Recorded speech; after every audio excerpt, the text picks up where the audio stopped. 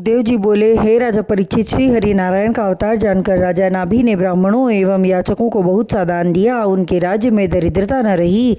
जब ऋषभ देव जी अपने बाल चरित्र से राजा एवं रानी को सुख पहुँचाते तरुण जवान हुए, तब राजन ने ऋषि मुनियों एवं विद्वानों से विचार विमर्श किया और बोले, हे विद्वान ब्राह्मणों एवं प्रजाजन, मैं ऋषभ देव जी को राज्यभार सौंपकर रानी सहित वन में जाकर श्रीहरि के चरणों का ध्यान एवं भजन करना चाहता हूँ। यह सुनकर सभी जन अत्यंत प्रसन्न हुए। तत्पश्चात राजा ने शुभ मुहूर्त में ऋषभ देव जी का राज्याभिषेक धूमधाम से किया और स्वयं रानी के साथ तप हेतु वन में प्रस्थान कर गए। और कालांतर में प्रभु की भक्ति में लीन राजा एवं रानी ने योगाभ्यास द्वारा अपने नश्वर शरीर का त्याग कर मोक्ष पद को प्राप्त हुए। धर्मात्मा ऋषभ देव जी पूर्ण धर्मपूर्वक राज्य करने लगे। उनके राज्य में सभी पूर्ण रूप से सुखी थी, दरिद्री का नाम न था। उनके राज्य में शेर एवं बकरी एक ही घाट पर पानी पीते थे। जाति पाति का कोई भेदभाव न था। देवतागण उनकी प्रशंसा किया करते थे। यह देखकर इंद्रदेव के मन में ऋषभ देव जी के प्रति ईर्ष्या उत्पन्न हुई, जिस कारण उन्होंने उनके राज्य में जल नहीं बरसाया। जब ऋषभ देव जी को यह ज्ञात हुआ तो इंद्र की अज्ञानता पर मुस्कुराकर अपने योग बल से ऐसा कर दिया कि प्रजा को जब आवश्यकता होती तो इच्छानुसार जल बरसता। यह देखकर देवराज इंद्र के मन से ईर्ष्या भाव निकल गया और वे विचार करने लगी कि राजा ऋषभ देव कोई साधारण मनुष्य नहीं है, निश्चय ही श्री हरि ने अवतार लिया है। तब वे अपने अपराध को क्षमा कराने के लिए जयंती नाम की कन्या को लेकर उनके पास आए और क्षमा याचना करते हुए बोले, हे प्रभु, मुझसे महान भूल हुई है।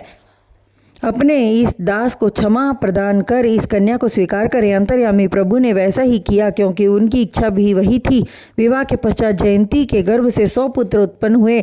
उनमें से 9 पुत्र संसारी मोह माया से विरक्त होकर वन में जाकर प्रभु के श्री चरणों का ध्यान करने लगे। उन्हीं को 9 योगीश्वर कहते हैं। बाद में 9 योगीश्वर ने राजा जनक को ज्ञान का उपदेश दिया। वही 9 पुत्र 9 खंडों के राजा हुए। ऋषभ देव जी के ज्येष्ठ पुत्र भरत ने राजधानी में रहकर राज्य किया। बाकी के 81 पुत्र तप करने लगे। यज्ञ करते समय एक बार ऋषभ देव जी अपने समस्त प्रजाओं को ज्ञान का उपदेश देते हुए कहने लगे, हे प्रजाजन, यह माया रूपी संसार नश्वर है। इस पृथ्वी पर रहने वाले जितने भी जड़ एवं चेतन प्राणी हैं, एक दिन सबका नाश हो जाना है। एक नारायण ही शेष रहेंगे, जो आदि पुरुष अविनाशी हैं। तुम सभी उन्हीं परब्रह्म परमेश्वर के नाम का ध्यान स्मरण करो एवं संसारी माया का त्याग कर ज्ञानी एवं महात्माओं का सत्संग करो। उसी में तुम सबका कल्याण है। बुरे लोगों की संगति करने से यह मानव रूपी जीवन तो नष्ट होगा ही, साथ में परलोक भी बिगड़ेगा। संसार में धन और स्त्री रूपी 2 ऐसी माया है जिसमें बंधकर संसार के प्राणी नष्ट हो जाते हैं। जो इनसे विरक्त होकर श्री हरि नारायण का ध्यान भजन करता है, वह भव से पार होकर परम गति को प्राप्त होता है। अतः साधु संतों की संगति करो, उसी से कल्याण होगा। सत्संग के बिना ज्ञान प्राप्त करना स्वप्न के समान झूठा है और प्रभु के चरणों की प्रीति प्राप्त करना अत्यंत कठिन है।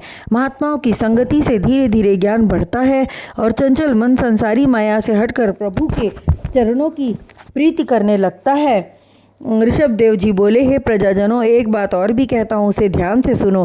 संसार में नरक और बैकुंठ नाम के 2 द्वार हैं। साधु संतों की सेवा करना एवं सत्संगति करना मोक्ष द्वार खोल देता है तथा पर स्त्री गमन, चोरी, मदिरापान तथा प्रभु के चरणों से दूर रहने वाले प्राणी को नरक की प्राप्ति होती है।